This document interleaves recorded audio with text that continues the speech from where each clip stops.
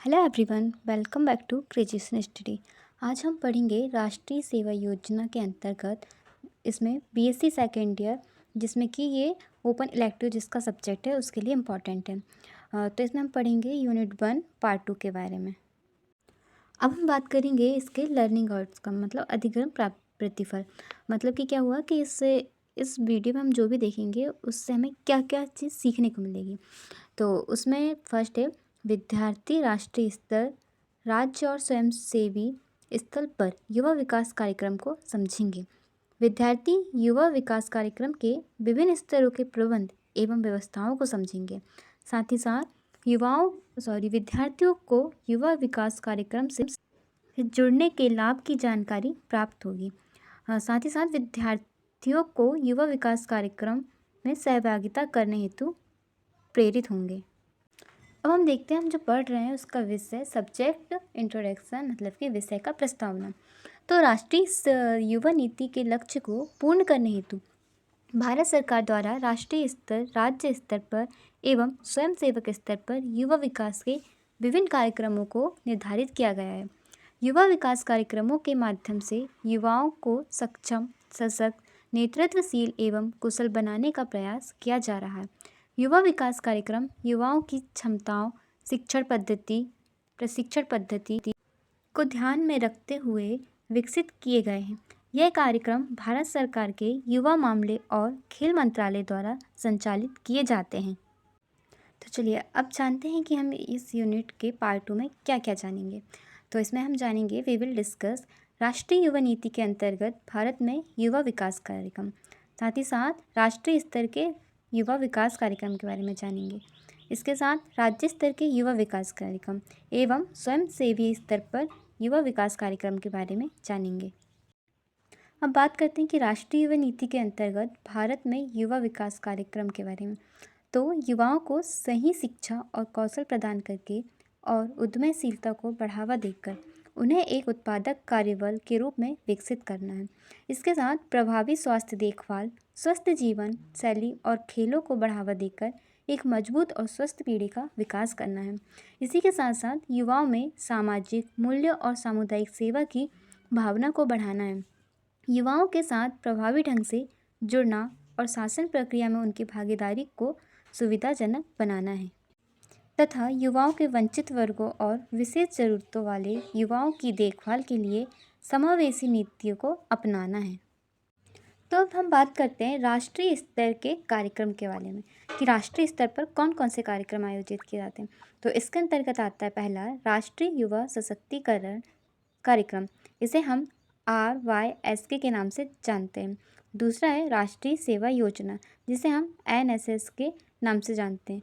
तीसरा है Bharat scout and guide. Fourth है राजीव गांधी राष्ट्रीय युवा विकास संस्थान, इसे हम RGNIYD के नाम से जानते हैं। और फिफ्थ है डीम्ड विश्वविद्यालय सहित विश्वविद्यालय।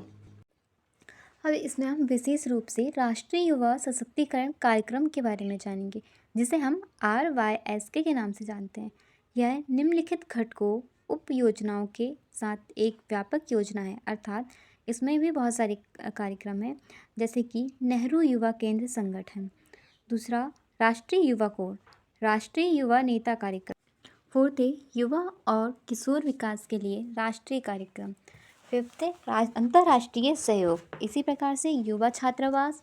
फिर है राष्ट्रीय अनुशासन योजना और स्काउटिंग और गाइडिंग संगठनों की सहायता। अब हम जानेंगे नेहरू युवा केंद्र संगठन, जिसे हम बोलते हैं NYKS। इसमें मुख्य कार्यक्रम होते हैं कि युवा मंडल विकास कार्यक्रम, युवा नेतृत्व और सामुदायिक विकास पर प्रशिक्षण, खेलों को बढ़ावा देना, युवा मंडलों को खेल सामग्री और खेलकूद प्रतियोगिताओं के आयोजन के लिए सहायता करना।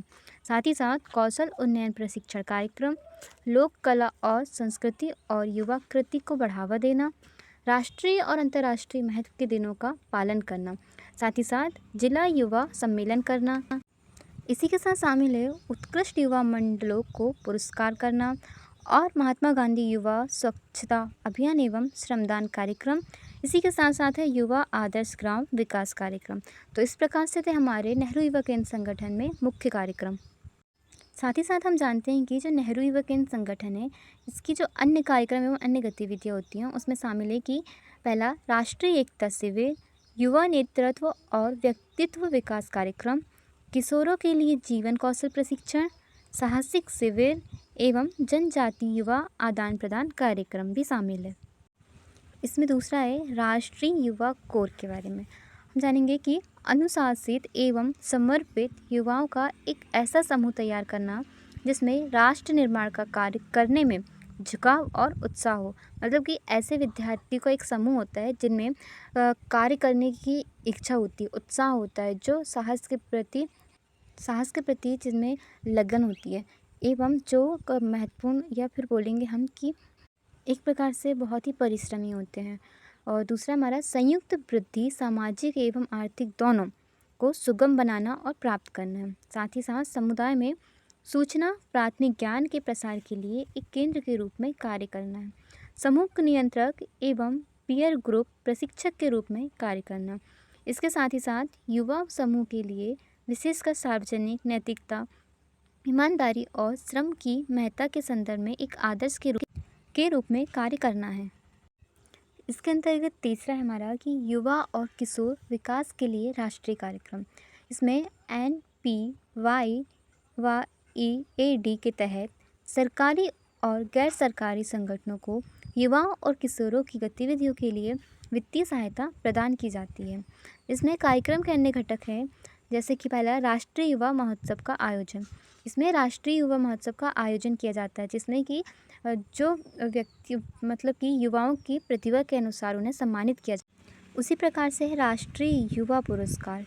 और दूसरा है तीसरा तेनजिंग नॉर्वे राष्ट्रीय साहसिक पुरस्कार। मतलब कि इसमें वीरता एवं साहस के लिए युवाओं को पुरस्कार दिया जाता है। इसी में शामिल हम देखते हैं अंतर्राष्ट्रीय सहयोग के बारे में।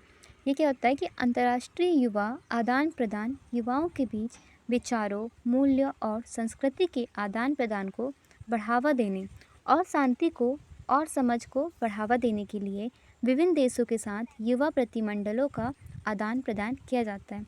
वर्तमान में चीन, दक्षिण कोरिया, बांग्लादेश, रूस, Bahrain, Vietnam, Sri Lanka, Maldives, Kuwait और नेपाल के साथ युवा आदान प्रदान कार्यक्रम चलाए जा रहे हैं। भारतीय युवा प्रतिनिधिमंडलों को भी विभिन्न अंतर्राष्ट्रीय कार्यक्रमों में भाग लेने के लिए भेजा जाता है। इसी में हमारा पांचवा है कि युवा छात्रावास। इसमें क्या होता है कि यूथ हॉस्टल युवाओं की यात्रा को बढ़ावा देने और युवाओं को देश की समृद्ध सांस्कृतिक विरासत का अनुभव करने में सक्षम बनाने के लिए बनाए गए हैं। वर्तमान में देश में 83 युवा छात्रावास हैं और रोइंग अरुणाचल प्रदेश में एक छात्रावास का निर्माण चल रहा है।